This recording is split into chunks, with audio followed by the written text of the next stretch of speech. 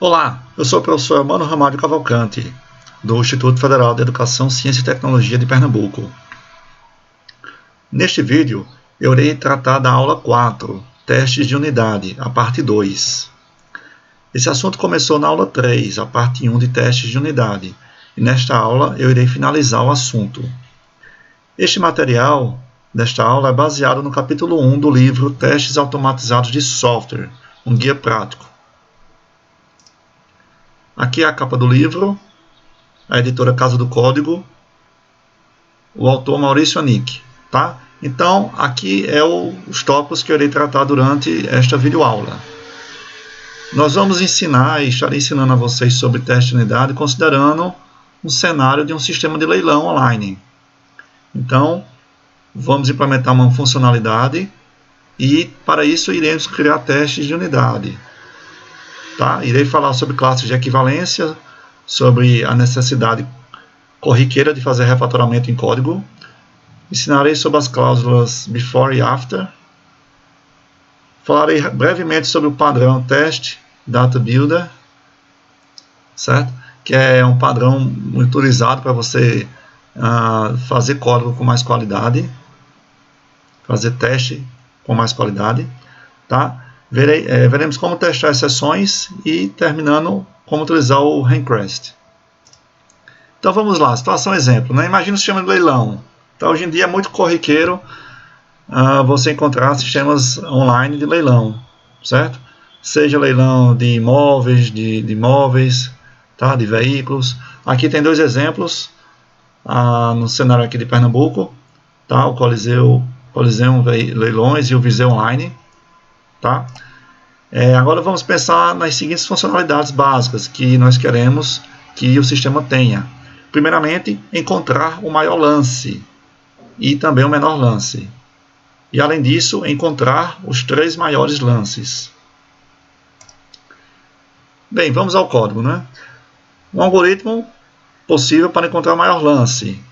Vamos ter aqui a classe avaliador, que é a classe responsável por encontrar o menor lance e os 3 maiores, certo? Para isso aqui eu vou declarar uma variável aqui, double, já que eu estou falando de dinheiro, então tem que ser double, cujo valor inicial é o valor infinito negativo, tá? Isso aqui é uma forma de garantir que qualquer lance vai ser maior do que esse valor, certo?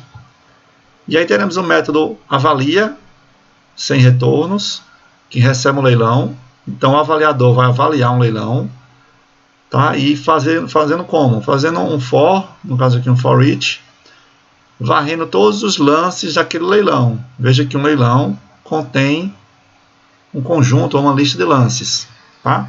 Vamos ver aqui o código. Aqui são as classes, tá? Dessa versão do sistema. Nós temos o usuário, que é muito simples, um usuário simplesmente possui um nome, certo? E aí os métodos tradicionais de get, set, tá? Pode ter também o método toString e o método equals. Você vai ter o lance, e aí o lance, quem dá o lance é um usuário, então o lance tem o usuário que deu o lance e tem o valor do lance, tá ok? Você tem o leilão, que é o leilão contém uma lista de lances e tem uma descrição, ok? E basicamente essas 3 classes. E por fim a classe avaliador, que é aquela que eu estou mostrando agora para vocês, que ela vai ter a responsabilidade de encontrar o maior e o menor lance. Então aqui o método vai varrer os lances do leilão e vai separar o maior lance de todos, certo? Então aqui um exercício que você pode tentar fazer, implementar o que for necessário para executar esse código. É bem interessante você pegar um código desse e fazer uma tipo engenharia reversa, né? Você vê que aqui o lance possui valor, certo? O lance tem um get lances, o leilão tem um get lance, daí você vai fazendo, eu sei que o leilão vai ter que ter uma lista de lances, o lance tem um valor, e por aí vai. E aqui um teste manual do avaliador. Tá ok? Veja que aqui não é teste de unidade ainda, esse aqui é teste manual, tá? Usando um método main. Eu estou criando aqui 3 usuários, João, José e Maria. Crio um leilão e agora eu vou propor os lances, né? O leilão, você pode propor o lance ao leilão, passando o lance. Para passar o lance, eu informo quem é o usuário que deu o lance e o valor que ele ofereceu. Então, João deu um lance 300, José 400, Maria 250. Por fim, eu vou instanciar um leiloeiro que vai avaliar esse leilão, que possui 3 lances. Tá? Então, testando aqui qual vai ser o maior lance, o valor, se estiver correto, tem que dar 400. Ok. Então, só para mostrar aqui esse método propõe, aqui o método propõe, recebe o lance, tá? E aqui vai fazer uma verificaçãozinha, certo? Antes de adicionar, tá? Mas por enquanto basta entender que o lance que for dado vai ser adicionado, tá? Aqui está sendo feita uma verificação para evitar que um mesmo usuário dê 2 lances seguidos, certo?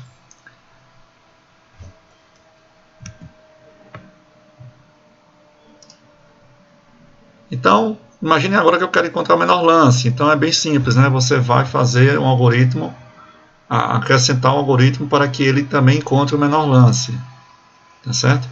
Então nesse caso aqui, basta acrescentar agora uma variável menor de todos e acrescentar um if, certo? De maneira análoga a como foi feito para encontrar o maior lance. E agora você vai começar a criar o teste unitário dessa classe. Até então a gente fez teste manual, certo? Sempre que você for criar um teste de uma classe, você tem que pensar nos cenários de teste. Então, os cenários de teste é o que realmente importa para você conseguir garantir que aquele código não tenha bugs, ok? Pelo menos para aqueles cenários. Tá? Então, tem algumas convenções também quando você vai escrever testes de unidade com JUnit ou qualquer outro framework. Tá? Normalmente, se você tem a classe chamada avaliador, a classe de teste vai se chamar avaliador test.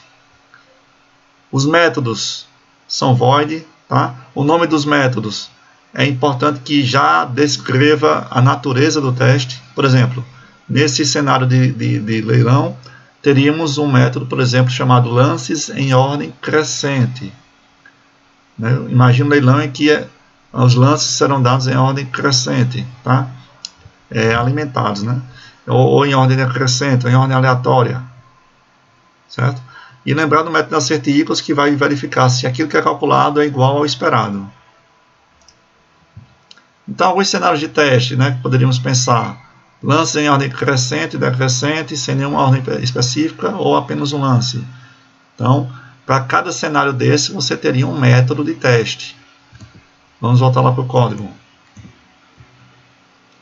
Chegando aqui a avaliador teste, você tem aqui, eu coloquei aqui como exemplo, ó, um teste, um método de teste chamado deve entender leilão com apenas um lance. Então, isso aqui, esse método aqui está testando esse cenário aqui. Ok? No caso em que tem apenas um lance, apenas João. Logo, esse lance vai ser tanto maior como menor. Certo? A lógica é essa. Se der errado, se eu rodar esse teste aqui e der erro, é porque o código tem bug. Então, rodando aqui, dá verde. Está correto? Então, a ideia é que se faça outros métodos para esses outros cenários, ok? Então, está aqui o exemplo com apenas um lance. E aqui as classes de equivalência, né? Você tem, pensando na classe de ordem crescente, você vai ter várias possibilidades de valores de entrada. O importante é que você crie um teste, um método apenas para cada classe. Então, vai ter um método para essa classe, um método para essa, um método para essa.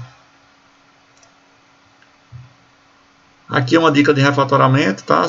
Bem simples, claro. Se você estiver trabalhando assim com o assert equals, né? Você pode importar para que não precise escrever aqui o nome da classe, tá? Desse método estático, apenas escreve assert equals, ok? Aqui, por exemplo. Então você bota import static aqui em cima. E aí você naturalmente não precisa colocar esse acerte, tá? Vai ficar mais intuitivo. Ok? Apenas escrevendo acerte equals.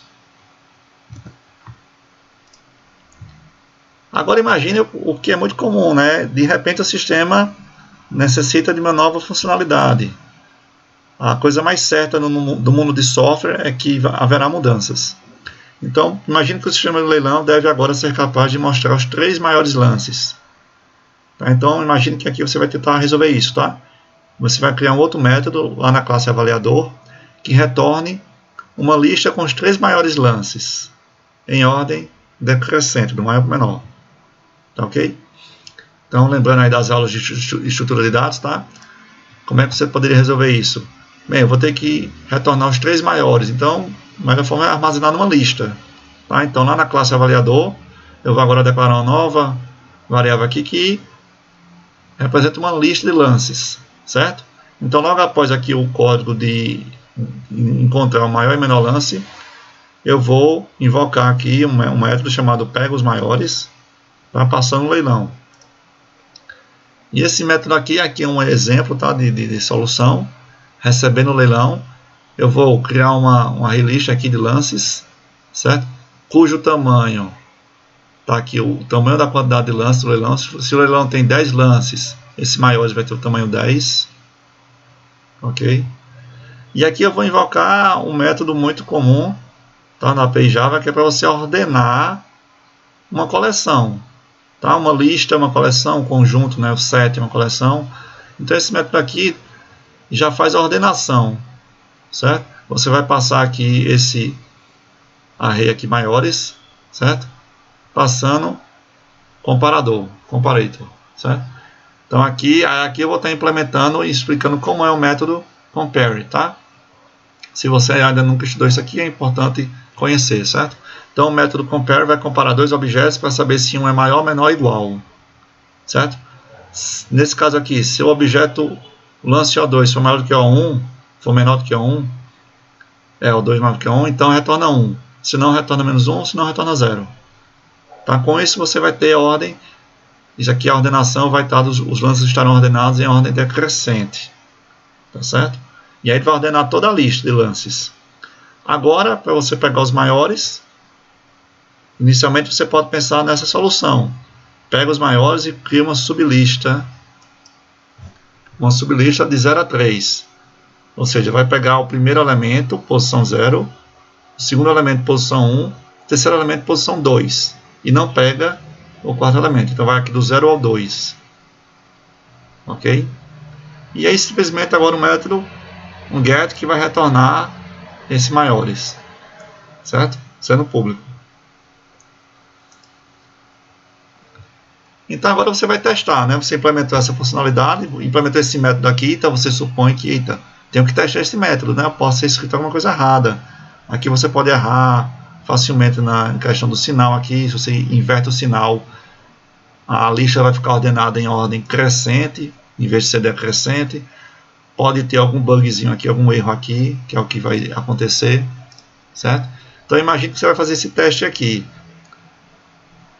Pegar os 3 maiores, tá? E um exemplo aqui de teste é saber se o tamanho desses maiores aqui é justamente 3.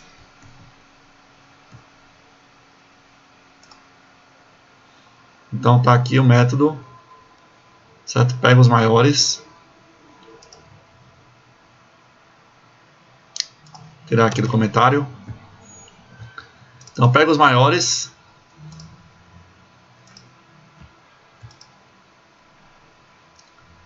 E vamos testar isso aqui. Vamos testar se está funcionando. Vamos aqui para o avaliador teste. Aqui tínhamos o método do cenário que tem apenas um lance, tá? Deveria ter outros métodos aqui para testar o leilão com lances em ordem crescente e decrescente. Mas vamos agora fazer esse teste aqui, que deve encontrar os 3 maiores lances. Aqui eu estou pensando nesse cenário. Eu vou ter 3 usuários, no caso 2 usuários apenas, tá? João e Maria. Vou ter um leilão. E aí vai ter algo que é comum no leilão, né? João dá um lance de R$100, em seguida Maria dá um lance de 200, depois João dá um lance de 300, depois Maria dá um lance de 400. Pronto. Considerando esse cenário aqui, se eu chamar aqui, criar um leiloeiro e mandar avaliar esse leilão, quais serão os 3 maiores lances? Primeiramente, eu tenho que verificar que são 3, né, realmente os maiores, ok? E outra verificação que eu poderia fazer é que, por exemplo, o maior lance é 400, ou o menor lance seria 100, certo? Ou pegar esses maiores aqui e verificar que o primeiro é 400, o segundo é 300 e o terceiro é 200, tá? Tem várias formas que você pode testar. Então, ao rodar aqui, vai dar um problema. Veja só o erro. Veja que eu tinha testado agora há pouco esse método aqui e tinha dado certo. Aí agora eu implementei esse método aqui, ele deu certo, mas agora deu erro o que antes tinha dado certo. É algo que é comum de acontecer. Esse método aqui que tinha dado certo agora passou a dar errado. Certo? E qual foi o problema daqui? Veja que nesse caso aqui eu só tenho um lance. Um lance apenas. Então vamos ver o método. Esse método aqui vai fazer aqui a verificação, né, do maior e menor lance e vai depois pegar os maiores lances, certo? Acontece que o erro está aqui. Eu estou pegando os elementos 0, 1 e 2. Mas e se esse leilão só tiver 1 ou 2 lances? Então o erro vai dar aqui. Que é justamente esse erro que deu, que é o Index Out of Bounds Exception.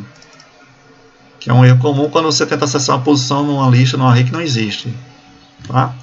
Então, para consertar remover esse bug, né, e consertar o código, você poderia, por exemplo, teria que corrigir isso aqui, certo?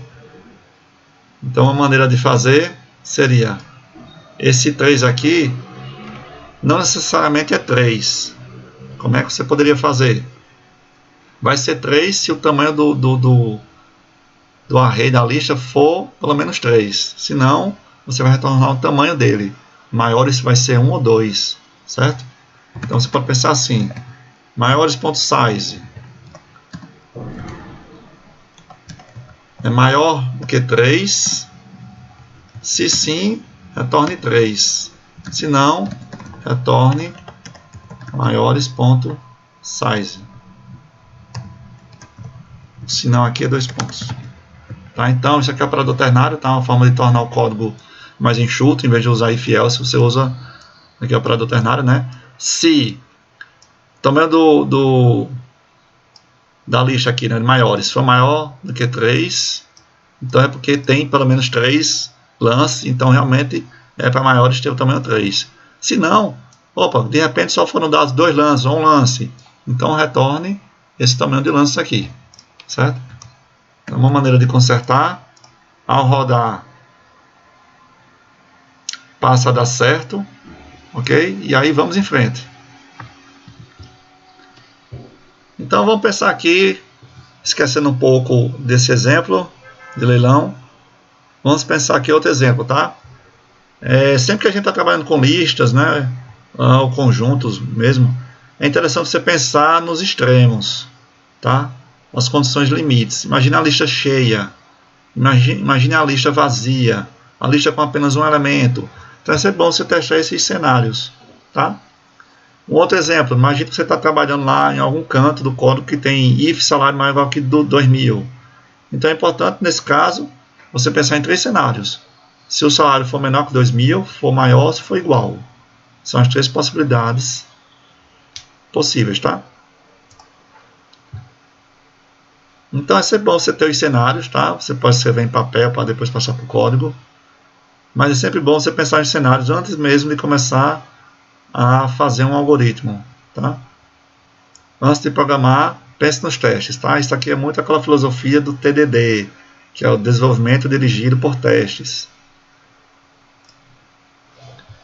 E agora vamos melhorar o código de teste, né? Lembre-se que teste é código. Se código a gente usa padrões de projeto, usa todas aquelas aquelas técnicas para melhorar o código, por que não também aplicar nos testes, certo? Então, o código mal escrito é difícil de ser mantido, e o maior custo de um software é a manutenção.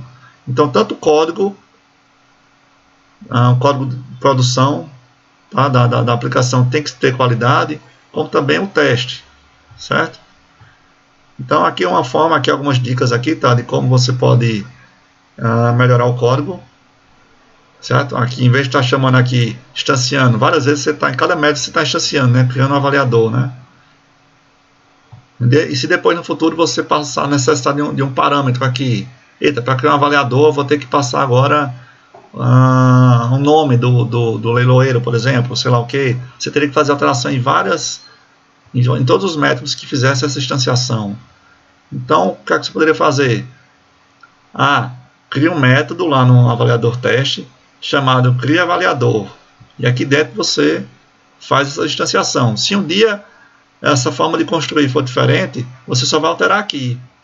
As outras chamadas na classe não vai mudar, ok? Então sempre refatoramento é uma ideia inicialmente de você tentar evitar a necessidade de repetir uma alteração em várias partes do código. Então você chama cria avaliador, tá? Essa aqui é uma dica básica, mas bem útil. Agora vamos aprender sobre a cláusula before, tá? Os testes teste de unidade possui essa anotação aqui, @test, tá? Existe também a anotação before, né? Quer dizer antes. Quer dizer o seguinte, é possível programar o JUnit para que ele invoque um método auxiliar antes de iniciar os métodos de teste. Então, se você criar aqui o @before aqui, isso aqui é um método auxiliar, um método que vai ser invocado antes de qualquer outro método de teste. Então, antes de invocar qualquer método que tenha um @teste, ele vai primeiro invocar isso aqui. E aí é muito comum que você coloque toda a construção, né, do cenário, né, de instanciação, de criar usuário aqui, criar avaliador, criar lances. Você coloca tudo dentro de um método no before, tá? Isso também vai evitar repetições de linha de código, tá? Então, vamos retirar a invocação do método criaAvaliador de todos os métodos de teste, tá? Chamando para cá. Então, nem vai ser mais necessário ter o criaAvaliador aqui, tá? Dentro do método de teste. Por quê? Porque o JUnit já vai fazer isso aqui ao executar o before, que é executado antes de cada teste, certo? Sim, então entendendo aqui que esse before é executado cada vez que um método de teste é executado. Se você tiver 5 métodos de teste, então o JUnit vai executar esse método aqui, que tem um @before 5 vezes, ok? Semelhantemente, a gente tem um after, tá? Que vai ser executado após a execução do teste.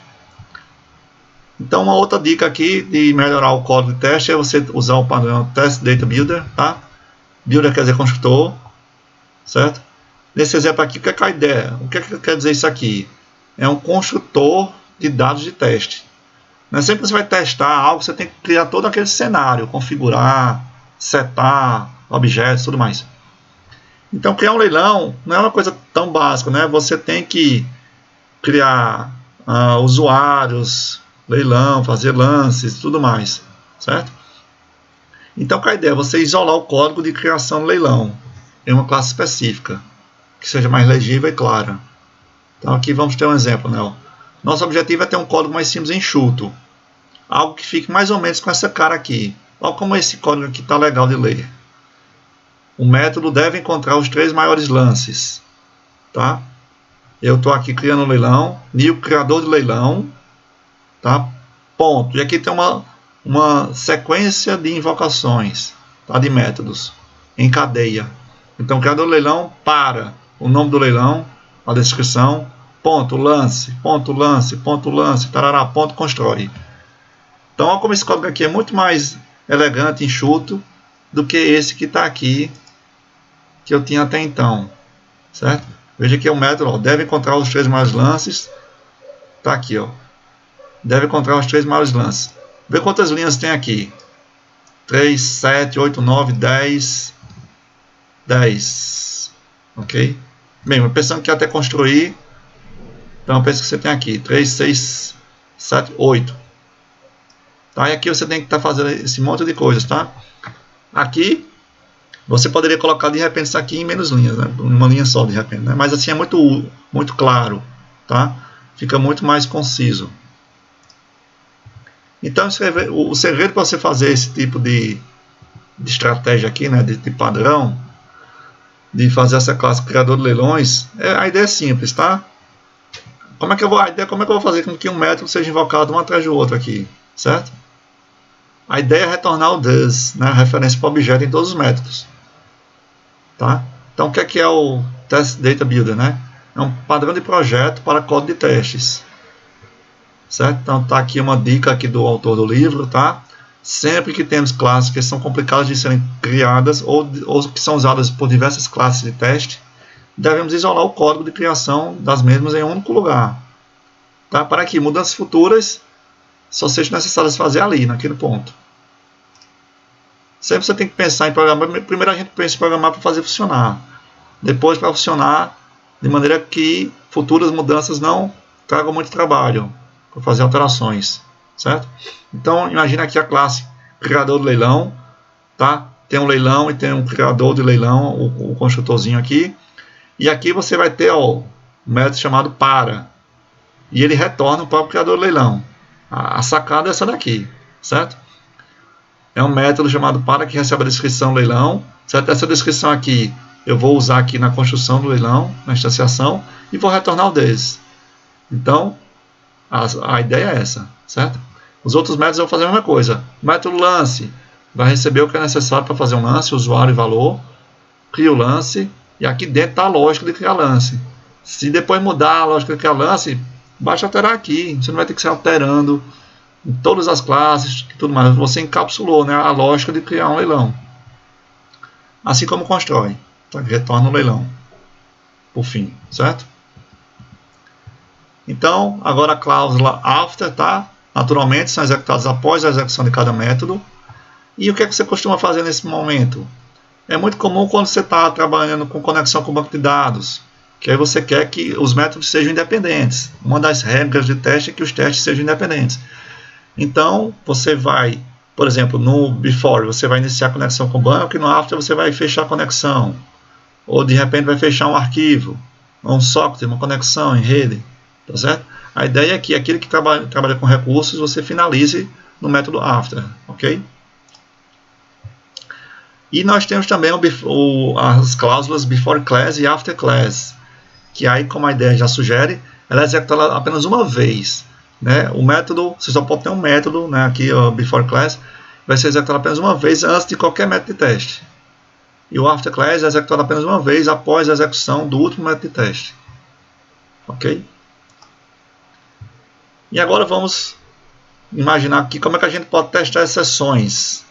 Tá? É muito comum que em algum determinado momento exceções ocorram. Mas aí como é que eu faço para testar? Eu quero verificar que em um determinado momento ocorra tal exceção. O que aconteceria com o nosso código se o leilão passado não recebesse nenhum lance? Fosse 0 lances. O maior de todos ia ficar com valor negativo, infinito negativo aqui, né? Então a ideia é trabalhar com exceção nesse caso. Então como você poderia fazer? Classe avaliador. Você aqui vai ter avalia leilão. Aqui você iria lançar a exceção, né? Se o leilão não tem lances, né? Se o tamanho da lista de lances for igual a 0, ou seja, o leilão não tem lances, então você lança uma exceção. Tá? Pode ser uma exceção já do Java, aqui do Runtime Exception, uma exceção própria que você faça, tá? Passando uma mensagem, não é possível avaliar um leilão sem lances. Pronto, agora eu quero testar se essa exceção vai ser chamada caso, né, o leilão não tenha lances. Então como é que eu faço para testar esse trecho de código? É bem simples, tá? Com JUnit. Basta você colocar aqui, na assinatura aqui do método, na anotação, você coloca aqui entre parênteses o expected runtime exception.class. Ou seja, quando o JUnit for executar esse método aqui de teste, ele já vai saber que, opa, eu espero que esse código aqui lance essa exceção. Se por acaso não lançar, vai dar erro, porque eu espero que essa exceção seja realmente lançada. Assim como se for lançada outra exceção diferente, também vai dar erro. Certo? Então, no exemplo aqui do método, não deve avaliar leilões sem nenhum lance dado. Veja que o nome do método está grande, né? Mas é algo bom, tá? Porque tem que ser realmente intuitivo. Então, aqui eu estou instanciando um leilão, dizendo a descrição do leilão, e já estou mandando construir sem dar nenhum lance. E estou mandando avaliar. Então, nesse caso aqui, se aquele código aqui estiver correto, realmente vai ser lançada essa exceção. Nesse caso, se executar, vai dar barra verde. Ok?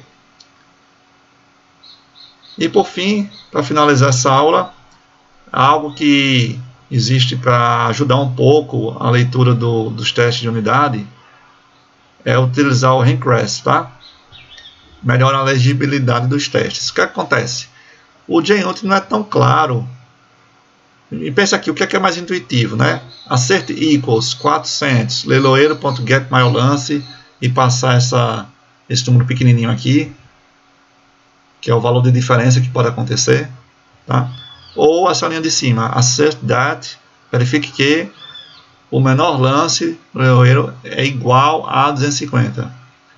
Veja que a forma de ler isso aqui é bem melhor, é bem mais intuitivo.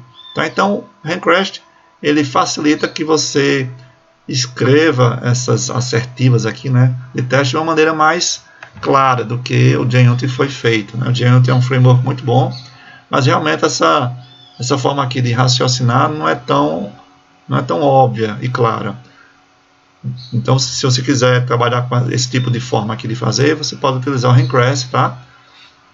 Um framework que está sendo que ainda até hoje é trabalhado, certo? Então, a ideia é o seguinte, ó, garanta que o menor lance é igual a 2.500, certo? Então, para você trabalhar com o Request aqui, basta você importar, tá, ele, ok? E aí você vai passar a utilizar assert that, então vê que fica bem mais fácil de ler, tá? Então, você pode dar uma estudada na documentação do Request, certo? Você pode trabalhar também com esses measures aqui, ok? Sim, aqui um outro exemplo de uso, né? Nesse exemplo aqui a gente está usando 4 asserts equals, né? E veja que aqui você está comparando atributos. Eu estou comparando, no caso aqui, os 3 maiores lances. Estou comparando o valor do maior lance, o valor do segundo maior e o valor do terceiro maior. Então isso aí não é tão legal. O bom é você avaliar os objetos, tá? Ficam numa granularidade melhor. Como é que você pode fazer isso? O Request permite fazer isso, tá? Então vamos ver como é que fica. Deve encontrar os 3 maiores lances. Eu tenho um leilão naquele padrão de Test Data Builder, tá? Um leilão para PlayStation, lances de João Maria aqui. Depois eu vou construir e vou avaliar o leilão, certo? Então vamos pegar aqui os maiores. Até então aqui está igual. Como ficaria usando o Request aqui? Assert that. Olha só, maiores é a lista dos 3 maiores lances, tá? Maiores é uma lista com os 3 maiores lances. Então, verifique, né? Assegure que essa lista aqui dos 3 maiores lances tem esses lances aqui. Maria 400, João 300, Maria 200. Justamente nessa ordem. Eu espero que maiores realmente tenham esses 3 lances aqui nessa ordem. Que é o primeiro, o segundo e o terceiro maiores lances. Ok? Então você tem esse método aqui, has items aqui, que fica bem mais intuitivo, certo? E aí em relação à cobertura de teste, você vai ter 100% de cobertura, todo o seu código vai estar com testes? Não exatamente, né? Tem trechos que você realmente não vai testar, né? Get, set e tal. Mas o máximo que você precisar, o máximo de código que tiver, você tem que testar realmente. E aqui, para finalizar essa aula, a sensação de quando você faz muitos códigos, né, e cria muitos testes e dá a barra verde, você fica realmente nas nuvens, ok? Então por hoje é só, pessoal. Espero que tenham aproveitado. Bons estudos!